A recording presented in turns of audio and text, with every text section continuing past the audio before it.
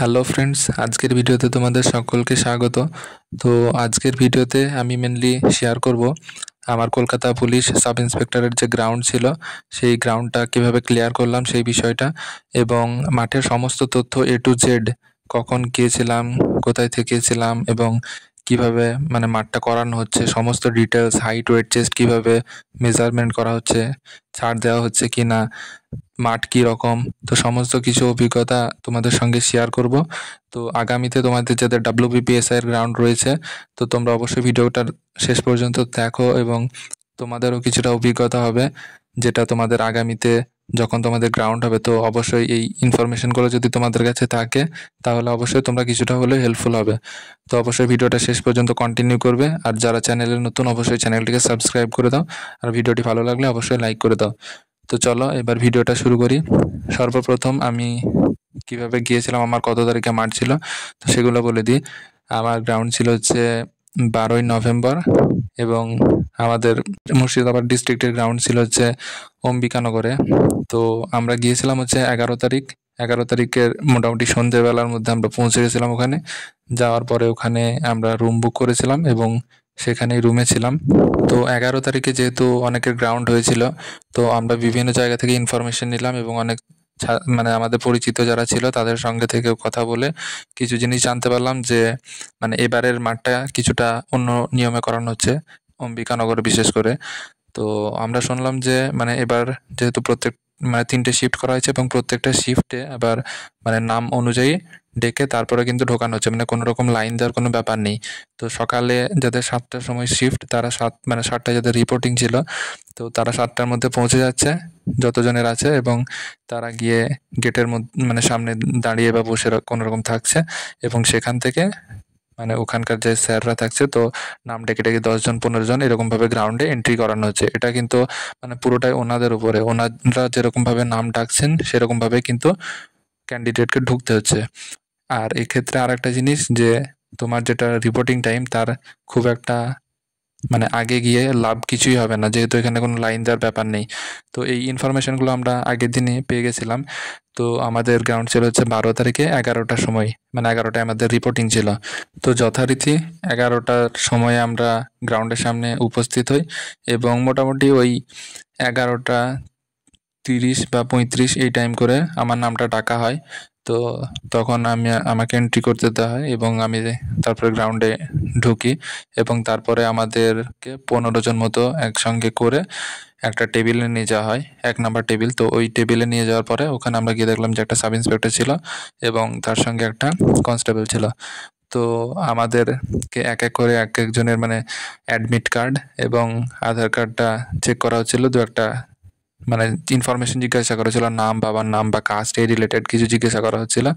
এবং তারপরে ওই সাব ইন্সপেক্টরটা যে ছিল উনি সাইন করে দিয়েছিলেন অ্যাডমিটের উপরে, এবং অ্যাডমিটে সাইন করে দেওয়ার পরে আমাদেরকে বলা হলো যে একটা চেঞ্জিং রুম ছিল, একটা টেন্ট টাইপের করা ছিল, তো ওখানে গিয়ে ড্রেস ট্রেস ছেড়ে আর সমস্ত কিছু রেখে রানে কিভাবে নামবে তার জন্য একদম ফুল প্রিপেয়ার হয়ে সেখানে লাইন দেওয়ার জন্য বলা হলো। তো আমরা সেই মতো ওই টেন্টের মধ্যে ব্যাগ ট্যাগ যেগুলো রাখার ছিল, একদম রানে যেরকমভাবে নামবো, তো তার জন্য প্রস্তুত হয়ে শুধুমাত্র হাতে অ্যাডমিট কার্ড, ওই সাব ইন্সপেক্টর যেটা সাইন করে দিয়েছিল, তো ওই সাইন করা অ্যাডমিট কার্ডটা নিয়ে লাইনে দাঁড়ালাম এবং হাতের সঙ্গে একটা জলের বোতল রেখেছিলাম। আর আমাদের যেহেতু 11টার সময় রিপোর্টিং ছিল, তো আমরা সকালবেলাতে স্নান খাওয়া দাওয়া করে তারপরে গেছিলাম ওখানে। আর ব্যাগের মধ্যে হালকা কিছু খাবার নিয়েছিলাম, তো হাতের মধ্যে জলের বোতলটা নিয়ে শুধু ওখানে লাইন দিলাম আর অ্যাডমিট কার্ডটা রেখেছিলাম কাছে।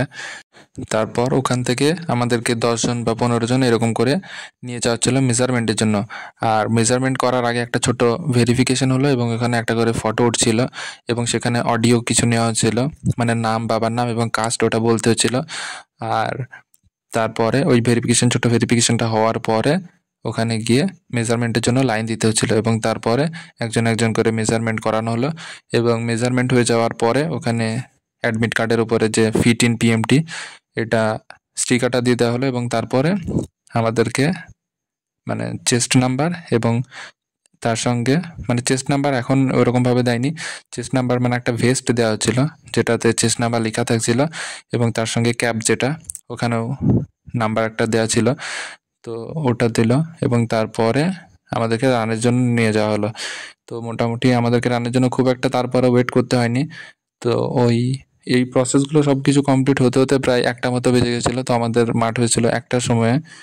তো যখন আমাদেরকে ওখানে 10 জনকে লাইন দিয়ে দাঁড় করানো হলো রানিংয়ের জন্য এবং সেখানে একটা অ্যাসিস্ট্যান্ট সাব ইন্সপেক্টর ছিল। তো উনি সব বলে দিলেন যে তোমাদের এই রানটা হবে 800 মিটারের 4 রাউন্ড, মানে এটা যেহেতু 200 মিটারের গ্রাউন্ড ছিল তো 4 রাউন্ড দিতে হবে এবং এটা হচ্ছে 3 মিনিট সময়ের মধ্যে। আর এখানে কোনো রকম নাম্বার নেই, মানে মাঠ পাস করার ক্ষেত্রে শুধুমাত্র 3 মিনিটের মধ্যে কোয়ালিফাই করতে পারলেই হবে। এখানে কোনো নাম্বারের ব্যাপার নেই। তো তোমরা অবশ্যই সাবধানে রানটা করবে আর কারো যেন কোনো শারীরিকভাবে কোনো ক্ষয়ক্ষতি না হয় সেদিকটা সবাই নিজেরটা লক্ষ্য রাখবে, এরকম বলল। যে তারপরে আর একটা বলে দেওয়া হলো যে গান শটের মাধ্যমে রানটা শুরু হবে। তো 10 জনের নাম্বার এগুলো মিলিয়ে নিয়ে তারপরে আমাদেরকে লাইনে দাঁড় করিয়ে তারপরে গান শটের আওয়াজ হলো। আর রানিংয়ের ক্ষেত্রে আরেকটা জিনিস আমি মানে আগে থেকে মেন্টালিটি আমার এরকম ছিল যে মানে প্রত্যেকটা রাউন্ড আমি অ্যাভারেজ রান করব, মানে খুব একটা বেশি জোরে প্রথমে দৌড়াবো না বা খুব একটা স্লো শুরু করব না। তো আমার মানে একটা মাথায় আমি ক্যালকুলেশন করে নিয়েছিলাম যে প্রত্যেকটা রাউন্ড 40 সেকেন্ডে যদি আমি অ্যাভারেজ রান করি তো সেক্ষেত্রে 2 মিনিট 40 সেকেন্ড, এবং সেখানে যদি 3 নাম্বার বা 4 নাম্বার পাখি একটু সময় বেশি লাগে তো সেক্ষেত্রে হয়তো আর খুব বেশি হলে 10 সেকেন্ড বেশি লাগবে, মানে 2 মিনিট 50 সেকেন্ডের মধ্যে আমার রাউন্ডটা কমপ্লিট হয়ে যাবে। আর ওখানে আমি সকাল থেকে যখন লাইন দিয়ে দাঁড়িয়েছিলাম আমি একটা জিনিস লক্ষ্য করছিলাম যে মানে 10 জনকে যদি ছাড়া হচ্ছে তো 10 জনের মধ্যে প্রায় 7-8 জন কি করছে, 7-8 জনের রান কিন্তু প্রথমে 1 মিনিট 30 সেকেন্ডের মধ্যে কিন্তু প্রত্যেকেরই কমপ্লিট হয়ে যাচ্ছে। মানে 8 জন, কোনো কোনো ব্যাচে 9 জন, 10 জনেরও রান 1 মিনিট 30 এর মধ্যে মানে প্রথম 2 রাউন্ড কমপ্লিট হয়ে যাচ্ছে। কিন্তু বেশিরভাগ ছেলেপেলে ফেল করছে হচ্ছে লাস্ট 2 রাউন্ডে, যাদের স্ট্যামিনা কম বা রোদে রান প্র্যাকটিস করেনি। তো সেসব ছেলেরা কি করছে, আবার অনেকের মানে ব্রিদিং এর একটা প্রবলেম থাকে, শ্বাস ফুলে যায়। তো সেক্ষেত্রে সেসব ছেলেগুলো মানে 3rd এবং 4th রাউন্ড যখন দিচ্ছে তো তখন তাদের বিভিন্ন রকম প্রবলেম ফেস করছে এবং যার জন্য টাইমটা বেশি লেগে যাচ্ছে এবং তারা কোয়ালিফাই করতে পারছে না। তো আমি একটা জিনিস মানে প্রথম থেকে আমার মানে যেরকম আমি প্র্যাকটিস করেছি, আমি যেহেতু দেখেছিলাম যে আমার 11টার সময় রিপোর্টিং, তো শেষের দিকে কয়েকদিন রোদে রান প্র্যাকটিস করেছি এবং তার বেনিফিটটা ওখানে পেয়েছি। আর আরেকটা জিনিস, আমি যতদিন মানে রান প্র্যাকটিস করেছি তো সবসময় হচ্ছে শু পরে, কিন্তু ওখানে যখন গ্রাউন্ডে গেছিলাম তখন খালি পায়ে রান করলাম, যেহেতু দেখলাম যে মাঠটা ভালো ছিল। আর শু পরে যখন রান মানে তুমি প্র্যাকটিস করে যাবে এবং তারপরে যখন ওখানে গ্রাউন্ডে খালি পায়ে রান করবে তো অবশ্যই তোমার পাটা খুব সুন্দর উঠবে এবং সেক্ষেত্রে তুমি মানে রানটা একটা বড় স্টেপ নিয়ে রানটা করতে পারবে। তো সেই জন্য ওখানে গিয়ে খালি পায়ে রানটা করেছিলাম। আর প্রত্যেকটা মানে আমি এরকম ভেবে নিয়েছিলাম যে যে যেমন রান করে করুক, আমার কোনো প্রবলেম নেই, কিন্তু আমি আমার অ্যাভারেজ রানটা দেবো, আমি যেটা প্র্যাকটিসে করেছি সেটা আমি এখানে দেবো। প্রথম দিকে মানে খুব একটা বেশি স্পিডে আমি রান করব না। তো যখন গান শটের আওয়াজ দেওয়া হলো আমি কি করলাম, জাস্ট আমার যেটা মানে স্ট্র্যাটেজি, প্রথমে আমি রানের ট্র্যাকটা ধরে নিলাম এবং তারপরে আমার অ্যাভারেজ যেটা রান সেটা করতে থাকলাম। এবং ফার্স্ট রাউন্ড যখন আমি কমপ্লিট করলাম তখন আমি ছিলাম 4th পজিশনে, মানে 10 জনকে ছাড়া হয়েছিল, তার মধ্যে আমি ছিলাম 4th পজিশনে। এবং আমার ফার্স্ট রাউন্ডে যখন কমপ্লিট হয় তখন আমি মানে দেখেছিলাম 36 to 37 এরকম আমার টাইম লেগেছিল, মানে প্রথম রাউন্ড কমপ্লিট হওয়ার পরে। এবং তারপরে আমি ওই ফার্স্ট রাউন্ড কমপ্লিট হয়ে গেল, তারপরে সেকেন্ড রাউন্ড যখন চলছিল তো আমার আগে একজন রান করছিল, তো সে তার মতো করে রান করছিল। এবার আমি যেটা আমার অ্যাভারেজ রান সেটা দিয়ে আমি দেখলাম যে তাকে কভার করে দেওয়া যাবে, জাস্ট একটু স্পিডে মানে রান করলে ওকে কভার করে দিতে পারবে, মানে 3rd পজিশনে যে ছিল। তো আমি কি করলাম, সেকেন্ড রাউন্ডে আমি একজনকে ওভারটেক করলাম এবং আমি 3rd পজিশনে ছিলাম।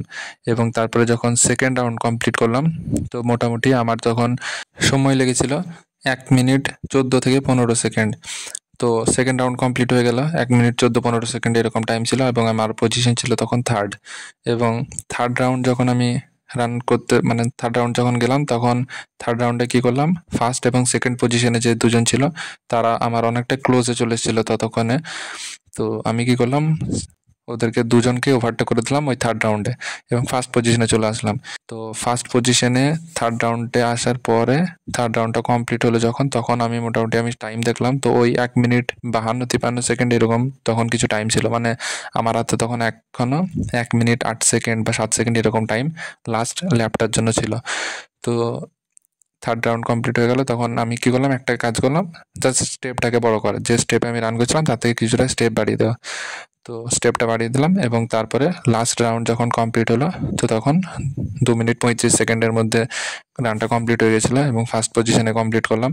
আর সেকেন্ড যে ছিল তার সঙ্গে অনেকটা গ্যাপ হয়ে গেছিলো লাস্ট রাউন্ডে, যেহেতু আমার মানে স্টেপটা বড় করেছিলাম এবং আমার ওরকমভাবে প্র্যাকটিস ছিল, লাস্ট রাউন্ডে গিয়ে কিছুটা স্টেপ বড় করার ক্ষমতাও ছিল, যেটা হয়তো পিছনে যারা ছিল তাদের অতটা ছিল না, সেই জন্য কিছুটা গ্যাপও হয়ে গেছিলো।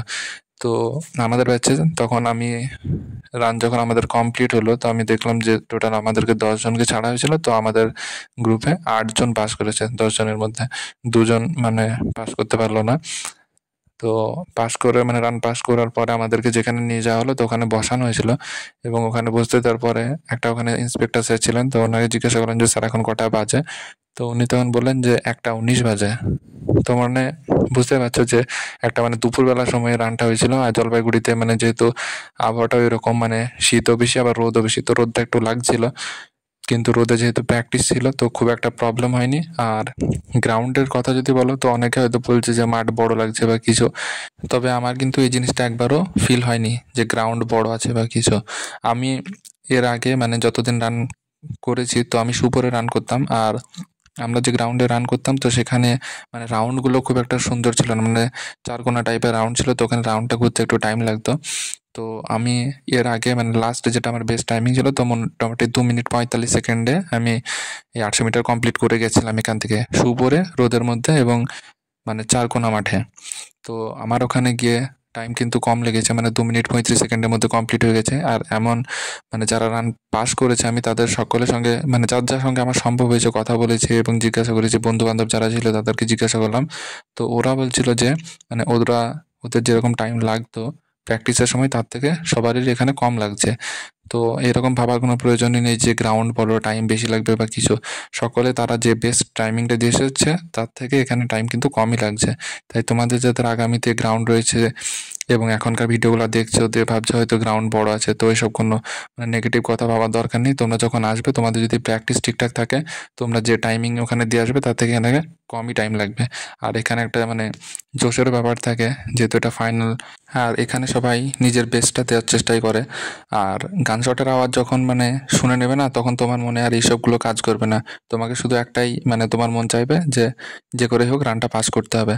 আর একটা গুরুত্বপূর্ণ জিনিস তোমাদেরকে বলে দিই, যাদের অম্বিকানগরে মাঠ রয়েছে তো ওখানে মানে অ্যাভেলেবেল রুম পাওয়া যাচ্ছে। তো তোমরা অবশ্যই চেষ্টা করবে যার যেদিন গ্রাউন্ড থাকবে তার আগের দিনই পৌঁছে যাওয়ার এবং ওখানে একটা করে রুম নিয়ে নেওয়ার। মোটামুটি ওই 170, 80 বা 200, আর কেউ যদি হোটেল নেয় তো সেক্ষেত্রে 250 এরকম ভাড়া পড়বে। তো তার মধ্যে তোমরা থাকতে পারবে এবং খাওয়া দাওয়া ওখানে বেশ মানে চিপ রেটেই, মানে অন্যান্য জায়গা থেকে আমি দেখলাম যে ঠিকঠাকই আছে রেট খাবারের। তো আগের দিন চলে যেতে পারো এবং চলে যেতে পারো কি মানে যাদের দূরে বাড়ি অবশ্যই তারা চলে যাবে এবং ওখানে রুম নিয়ে নেবে। এবং মাঠ পাস করার ক্ষেত্রে আগের দিনকার রাতের ঘুমটা মানে প্রপার হওয়াটা প্রয়োজন এবং তার সঙ্গে শরীর ঠিক রাখা, ঠিকঠাক খাবার দাবার খাওয়া, এগুলো। আর খুব একটা মানে টেনশন না করার, যেটা হওয়ার মানে তোমার মাঠের আগেই কিন্তু ডিসাইড হয়ে যায়, কারণ তুমি কীরকম প্র্যাকটিস করেছো না করেছো সে তার উপরে বেস করে কিন্তু তুমি পারফরমেন্স দিতে পারবে। তুমি কম যদি প্র্যাকটিস করে থাকো সেক্ষেত্রে তুমি যে বিশাল কিছু পারফরমেন্স করবে তাও পারবে না। আবার যদি খুব ভালো পারফরমেন্স তোমার থাকে এবং তুমি যদি নিজের শরীরটা ঠিক রাখতে পারো, রাতে যদি প্রপার ঘুম হয়, তো সেক্ষেত্রে তোমার মাঠ ফেলও হবে না, সেখানে কিন্তু তোমার পজিটিভ রেজাল্টই আসবে। তো তার জন্য খুব বেশি টেনশন করার দরকার নেই। এখন তোমাদের হাতে সময় রয়েছে, তো অবশ্যই এখন প্র্যাকটিসটা যতটা ভালোভাবে পারা যায় ততটা করো এবং যাদের 9টা শিফট বা 11টা শিফটে যাদের গ্রাউন্ড রয়েছে তারা অবশ্যই মানে টাইমিং দিয়ে আসো রোদের মধ্যে, তাহলে এখানে কিন্তু অবশ্যই সেই বেনিফিটটা তোমরা পাবে। আর 20 তারিখে কার কার গ্রাউন্ড আছে অবশ্যই কমেন্টে জানাও। আমারও কিন্তু 20 তারিখে WBPS এর গ্রাউন্ডটা রয়েছে অম্বিকানগরে, তো তোমাদের সঙ্গে অবশ্যই দেখা হবে। তো এই ভিডিওতে তোমাদেরকে যে ইনফরমেশনগুলো দিলাম সেগুলো যদি হেল্পফুল মনে হয় অবশ্যই ভিডিওটা লাইক, শেয়ার এবং সাবস্ক্রাইব করে দেবে। আর তোমাদের যদি এর বাইরেও কোনো কিছু জানার থাকে তাহলে অবশ্যই কিন্তু কমেন্ট বক্সে কমেন্ট করো, আমি ওখানে তোমাদেরকে রিপ্লাই করে দেবো। তো আজকের ভিডিওটা বেশি দীর্ঘায়িত করছি না, ভিডিওটা এখানে শেষ করছি। সকলে ভালো থাকবে এবং অবশ্যই ভালো করে প্র্যাকটিস করবে। ধন্যবাদ।